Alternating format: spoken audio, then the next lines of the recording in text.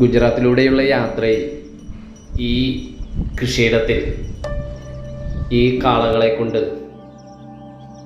ഇതിൻ്റെ ഇടയിലുള്ള മണ്ണ് ഇളക്കി കൊടുക്കുകയാണ്. ഈ കപ്പലണ്ടി കൃഷിയാണ് നടക്കുന്നത്. അതിൻ്റെ ഇടയിലുള്ള മണ്ണ് ഇളക്കി കൊടുക്കുമ്പോൾ ആ കലപ്പ പോലുള്ള സാധനം കൊണ്ട് ഇതിൻ്റെ ഇടയിലുള്ള മണ്ണ് ഇളക്കി കൊടുക്കുകയും അപ്പുറത്തേക്ക് രണ്ട് തടത്തിലേക്കും കുറേശ്ശെ മണ്ണ് മേലേക്ക് വീഴുകയും ചെയ്യും അതിൻ്റെ കടക്കിലേക്ക്.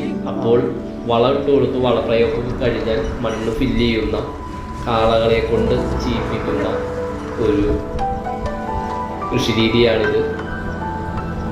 ഇതിപ്പോൾ ചെറിയ ട്രാക്ടർ വെച്ചും പലയിടത്തും ഇങ്ങനെ ചെയ്യുന്നത് കാണാം. അപ്പോൾ അദ്ദേഹം ഞാൻ എങ്ങോട്ടാണ് പോകുന്നത് എന്നെല്ലാം ചോദിച്ചതാണ്. അദ്ദേഹം പറഞ്ഞത് എനിക്ക് മനസ്സിലാവുന്നില്ല ഇതിനെപ്പറ്റി, ഇതെന്ത് കൃഷിയാണെന്ന് ഞാൻ ചോദിച്ചപ്പോൾ ഇത് കപ്പലണ്ടിയും ഇങ്ങനെ ചെയ്യുന്നുണ്ട്, സോയാബീനും ഇങ്ങനെ ചെയ്യുന്നുണ്ട്. ഇത് ധാരാളം സ്ഥലത്ത് ഇങ്ങനെ കാണാം. ഇതിങ്ങനെ ഏക്കർ കണക്കിന് കൃഷി ഇറക്കിയിട്ടുണ്ട്. സോയാബീൻ കൃഷിയുണ്ട്, കപ്പലണ്ടി ധാരാളം, ഗുജറാത്തിൽ ധാരാളം കപ്പലണ്ടി കൃഷിയൊക്കെ ഉള്ളതാണ്.